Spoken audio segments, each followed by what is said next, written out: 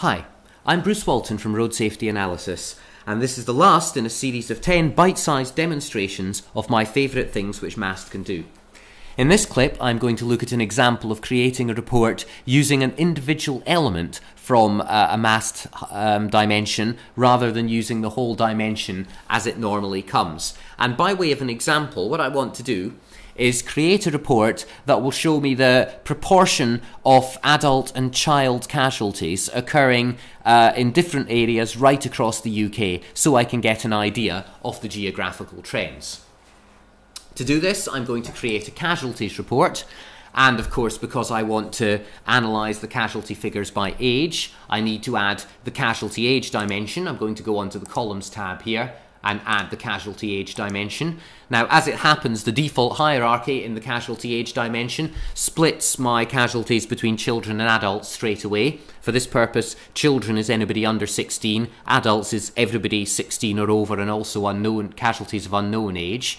If you don't agree with or those are not appropriate for what you're doing, then of course you can drill down deeper into the hierarchy and change the age banding if you want to. But for the purposes of this demonstration, I'll stick with the default. Now, I want to analyse this trend not by year, but by geography. So I'm going to go onto my rows tab and I'm going to remove the crash date dimension and replace it with the dimension that illustrates these casualties geographically. Now, when I come to do that, of course, I have a choice. Because this is a casualties report, I can choose either to analyse in terms of the home authority area of the casualty, where the casualty lived, or I can analyse it in terms of the location where they crashed. And you can't always assume that those two things are the same, because in fact, over 35% of all casualties are injured outside their home local authority area. Just because somebody's injured locally, you can't assume that they're a local resident. So, for this demonstration, I'm going to choose to add the casualty home dimension, which analyses casualties not by where they were hurt, but by where they were known to live. Now, if I just add that dimension in the normal way, by clicking on its name and then clicking on OK, I get the default hierarchy for that dimension, which is the standard political geography hierarchy, showing me the nations of Britain there. And if I drill down into one of the nations, I can carry on drilling down to get more geographical detail of the areas I want. Now, if I know what particular areas I want to look at, this is a very convenient way of doing it. But if what I want is a comprehensive list of all the authority areas in the country, this is a very clumsy way of doing it. I'd have to click on an awful lot of pluses before I'd found every one of them. So what I'm going to do is I'm going to remove the casualty home dimension and I'm going to add it in a different way. I'm going to remove it, and this time when I add it, instead of just selecting it and clicking on OK straight away, I'm going to click on the little plus next to it, which expands that dimension down into its constituent elements. This allows me to choose any one thing to use as row headings in my report.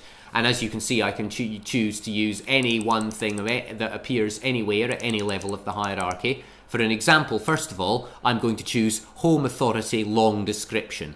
Click on OK, and you can see that I instantly get a report listing every authority in the country with all casualties divided by adult and child. And these, remember, are residents of the authorities in question. If I wanted to do further analysis on that, it would be very easy to do. I could click on Download Excel, open that as an Excel spreadsheet. There we are. And I could very quickly calculate the percentage of adult to child casualties just with a simple percentage. So the percentage of child casualties in that first authority there, well, there it is, 9.8%. And of course, I could almost instantly copy that formula down to the whole of the rest of the spreadsheet and get identical figures for the whole country. Very, very easy. As you can see, that took me less than a minute to do. Now, this is a very interesting and useful report in a lot of ways, but it's not much use for mapping. And the reason it's not much use for mapping is because you can't map by the full text names of authorities. What you need are their authority codes. But don't despair, because those are also available as an element in MAST. If I just remove the casualty home dimension one more time, and I'm going to add it again, this time I'm going to add the home local authority district code. as being the element that I want to have. And there you can see I get a report which gives me every authority area in the country by its standard 4-character code. And any GIS software worth its salt would be able to take that data once I've downloaded it into Excel and turn it into a thematic map in seconds. So that's an example of how you can add individual elements into reports in MAST. Gives you much neater reports, saves you the trouble of having to drill down, and if you want comprehensive information, that is the best way to get it. Well, that's the end of my 10 bite-sized presentations of my favourite things that you can do with MAST. I hope you've enjoyed them and found them useful. If you've got any questions or feedback on any of these bite sizes, or indeed anything else to do with MAST, then you can do so by using the MAST user forum. You can see the link up there at the top right hand corner of the screen every time you're in MAST. Go in there, make a post, we'll get back to you and we'll be happy to discuss any issues that you've got. If you want to look up more information about MAST, including all of the things I've been discussing in these bite sizes, have a look in the MAST wiki, which has got an A to Z index and complete information on every aspect of MAST's features. Of course, the MAST project team are always here to support you in your use of MAST, and I hope that you find it a useful thing for all of your future activities. Thanks very much for listening, and goodbye.